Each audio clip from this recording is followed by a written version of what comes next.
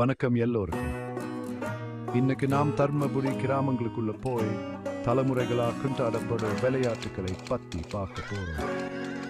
நீங்க ஒரு தீவிரமான விளையாட்டு ஆர்வலா இருந்தாலும் சரி, அல்லது தனித்துவமான கலாச்சார மரபுகளை ஆராய விரும்புபவரா இருந்தாலும் சரி, இந்த வீடியோ உங்களுக்கானதுதான்.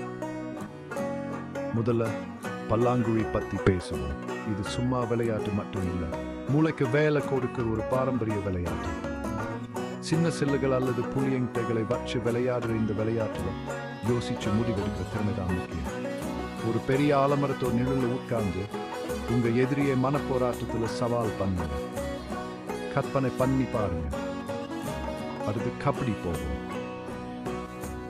ஆமாம், இந்த விளையாட்டு இந்தியா முழுக்க பிரபலமானது.